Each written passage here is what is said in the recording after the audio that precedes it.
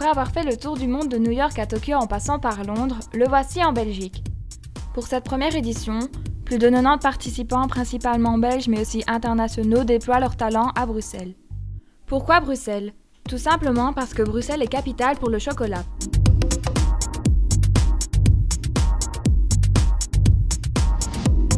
La Belgique est digne de cette gourmandise. Avec 10 kg de chocolat par an, le Belge est le deuxième plus gros consommateur au monde. Avec ses stylistes reconnus mondialement, le chocolat se met aussi à la mode. Le chocolat est de retour, enfin, dans le pays qui est le sien. Alors on connaît le cacao depuis des milliers d'années, on consomme du cacao depuis des milliers d'années sous forme de boisson. On mange du chocolat depuis quelques centaines d'années seulement et la fameuse praline, la praline belge, elle a été inventée il y a 100 ans. C'était en 1912 à Bruxelles par le maître chocolatier Jean Neuhaus. Donc le chocolat a une très très longue histoire, mais elle démarre bien évidemment avec le cacao. Elle démarre pas en Belgique mais en Amérique centrale ou en Amérique du Sud, autour du Mexique. Et petit à petit, le cacao s'est propagé. Il a quitté le continent américain pour venir s'implanter dans le continent africain et puis sur le continent européen. Ce sont les Européens qui l'ont transformé en chocolat. Les premiers à avoir fabriqué la tablette de chocolat, ce sont des Suisses. Et comme je le disais, c'est en Belgique qu'on a inventé la fameuse praline, la bouchée, le chocolat fourré. Bonjour Monsieur Blondel. Bonjour. Pourquoi avez-vous choisi le métier de chocolatier? J'adore le chocolat, tout simplement. Tout le monde me pose cette question, mais c'est une question très difficile de répondre parce que bon, moi je compare toujours ça au fait qu'on tombe amoureux. Il n'y a pas d'explication. Pourquoi on tombe amoureux? Il n'y a pas de définition dans le dictionnaire. Non, il n'y a pas de définition, exactement, non. Donc moi j'aime bien ça et puis voilà, je suis tombé dedans et j'adore ça et je continue. Voilà les fèves de cacao de Madagascar qu'on achète en direct et qu'on torréfie ici sur place. On achète ça à Monsieur Chahine au Madagascar et on peut décortiquer ça. On utilise les fèves, les nips, les fèves de cacao pour mettre sur une salade, pour mettre sur du fromage, c'est excellent. Vous pouvez mettre ça dans les plats mijotés. Vous pouvez également mettre ça sur du poisson. Moi à la maison, j'ai une préférence pour utiliser ça pour mettre sur un match avec quelques oignons frais et des herbes fraîches. C'est excellent. Et si demain on vous proposait un métier beaucoup plus lucratif, est-ce que vous changeriez de métier? La question. J'essaierai d'associer les deux. Merci beaucoup. Aimez-vous le chocolat? Oui, j'adore le chocolat. Et trouvez-vous que le chocolat est aphrodisiaque? Ça dépend. Pour moi, oui. Pour les autres gens, peut-être pas. Mais oui, je pense. Ça dépend comment on utilise le chocolat. Et quelle est votre sorte de chocolat préféré?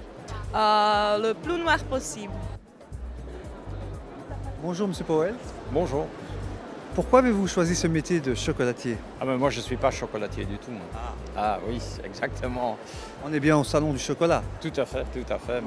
Dites-nous, c'est quoi le lien alors avec le chocolat? Mais moi je crée le cadre pour que le chocolatier puisse travailler. C'est-à-dire? Moi je suis le propriétaire de la société, le PDG de la société, donc il y a bien évidemment des chocolatiers qui créent pour nous, mais moi je ne suis pas chocolatier. J'ai une passion pour le chocolat, mais je ne suis pas chocolatier. Et aujourd'hui, vous représentez donc la maison de Bailleul. De Bailleul. Exactement. Qui est une boutique qu'on retrouve où? Essentiellement en Asie. En Asie. Oui, on a des boutiques au Japon, en Chine, à Hong Kong. Et ici, bien évidemment, on est beaucoup plus connu pour notre pâtisserie et pour nos glaces qu'on trouve chez des maisons haut de gamme comme Robe, la grande épicerie à Bruxelles et dans la restauration au foyer. Je vais vous poser la même question. Si demain on vous proposait un autre métier que le vôtre, qui est beaucoup plus lucratif, est-ce que vous changeriez? Bon, est-ce que je changerais? Ça dépend de quoi il s'agit, mais j'aime bien ce métier-là. Mais moi, je progresse dans la vie, monsieur. J'ai commencé avec le plat, maintenant je suis au dessert et je peux encore peut-être arriver au digestif, vous voyez. Merci. Est-ce que vous aimez le chocolat? On adore. Tous les deux, oui, moi aussi j'aime beaucoup le chocolat. Je suis plus salé, mais j'adore aussi. Trouvez-vous que le chocolat est aphrodisiaque? Oui, quand même. Je pense que ça Ça développe, oui, ce petit côté ouais, un peu aphrodisiaque, oui, tout à fait. Non, pas du tout. Et quelle est votre sorte de chocolat préféré? Moi je suis plus amer, donc noir, j'adore le chocolat noir. Et moi au lait. Alors vous pensez que le chocolat belge est le meilleur au monde? Oui, franchement, oui. Je pense que le chocolat belge est à un très haut niveau, ouais, ça c'est clair. Le Côte d'Or, c'est le meilleur. Aujourd'hui, on prépare la caprice. La caprice est un biscuit nougatine fourré à la crème fraîche au beurre vanille, enrobé du chocolat fondant. Elle fait partie de la famille Les Irrésistibles, qui est une famille de 5 pralines à base de biscuits nougatine et qui sont tous vraiment délicieux à goûter. Magnum vous propose de faire votre propre Magnum personnalisé à base de 3 garnitures. Vous avez le choix entre sucré, donc qui sont les basiques, les spéciaux, et puis l'expérience ultime avec les épicés, dont le chili par exemple. Là, ma collègue vous prépare une petite glace à base de sucre de fraise, de baies de goji et de chili, je pense. Un bon shaker. Après ceci, elle trempera la glace Magnum à base de vanille dans un des chocolats au choix. Donc vous avez le choix entre le chocolat blanc, le chocolat au lait et le chocolat fondant. Voilà, maintenant elle se demande quel chocolat. Mais le chocolat, on va prendre du chocolat au lait, qu'elle trempe bien soigneusement. C'est tout un art.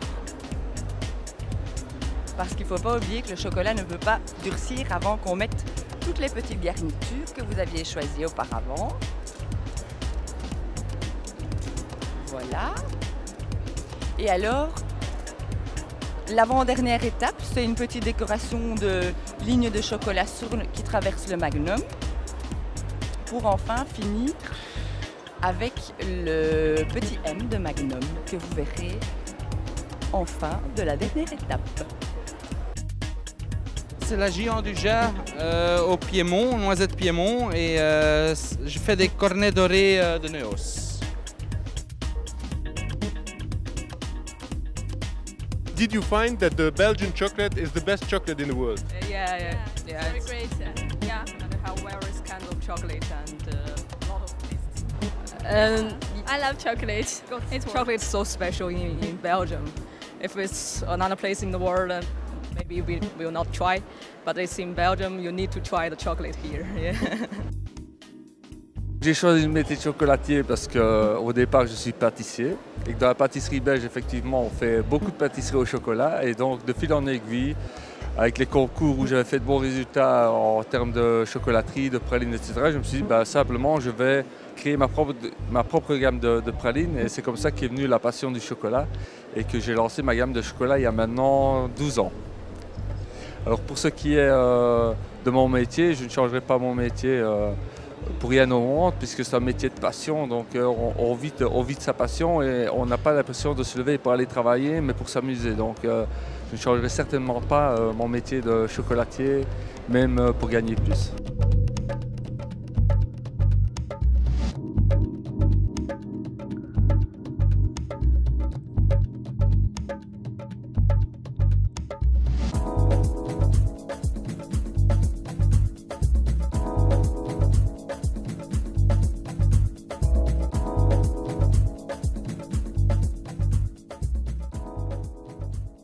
Simplement, le viticulteur connaît son raisin qui pousse à sa porte.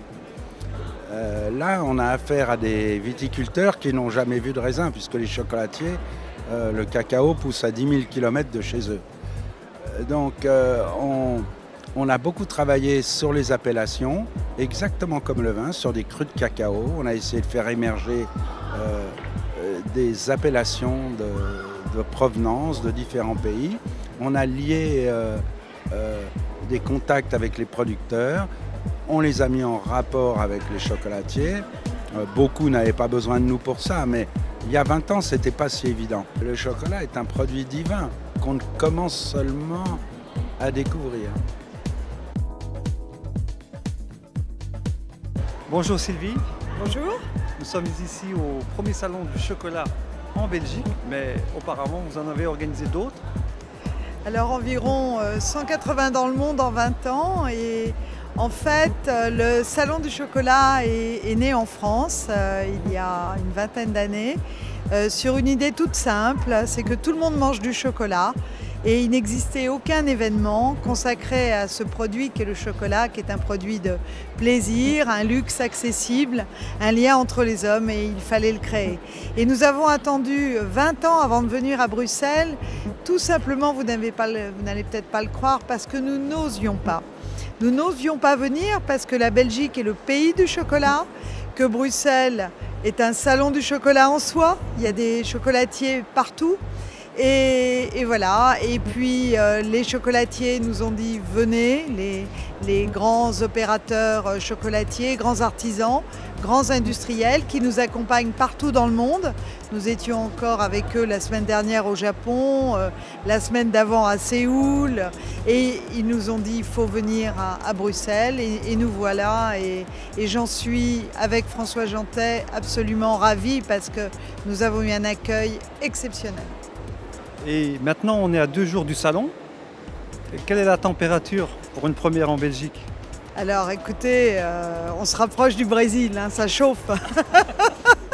Non, je dis ça parce que nous avons également fait un salon du chocolat à Bahia, donc le Brésil, grand producteur de cacao bien sûr, et grand consommateur également, et c'est vrai qu'il y a pas mal de monde. Enfin, la soirée inaugurale, il y a eu beaucoup de monde hier soir, et aujourd'hui, premier jour, c'est quand même un vendredi, donc normalement tout le monde devrait travailler, mais je trouve qu'il y a beaucoup de monde dans ce salon.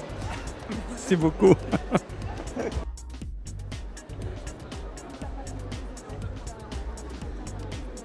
Le chocolat belge est reconnu mondialement, j'aimerais connaître votre avis. Oui, c'est certainement le chocolat le plus connu en tant que tel. On sait que dans d'autres pays, il y a aussi du chocolat de qualité, mais le chocolat belge est synonyme à la fois de qualité, d'excellence et aussi de plaisir de vivre. Je suis un amateur de chocolat et je dois toujours me freiner parce que j'en mangerai beaucoup. Et je suis amateur de chocolat noir. Je n'aime pas trop quand il est soit mélangé avec trop de lait, soit pire quand il y a de l'huile. Mais je trouve formidable de voir les variétés et l'innovation permanente qu'il y a grâce au chocolat. On peut mettre le chocolat à toutes les sauces, l'allier dans une infinité de combinaisons et ça reste quelque chose de magique. Et donc, vive le chocolat belge. Vous savez, quand on va à l'étranger, nous sommes connus pour notre chocolat, pour notre bière, pour nos frites, pour nos moules. Mais quand on offre, et nous offrons souvent, en tant que Premier ministre, des cadeaux à mes collègues, chefs d'État, de gouvernement, aux visiteurs étrangers, chaque fois que nous offrons du chocolat, nous savons que ça fait plaisir. Parce que je n'ai jamais vu quelqu'un prendre ce genre de cadeau et le mettre par devers lui. C'est un cadeau dont on profite un certain temps. Et toujours plaisir. Voilà, c'est une fierté en même temps. Oui, c'est un de nos produits phares pour lequel nous sommes très fiers. Et il faut saluer tous les chocolatiers et qui justement font ce métier et qui promeuvent l'image de marque de notre pays.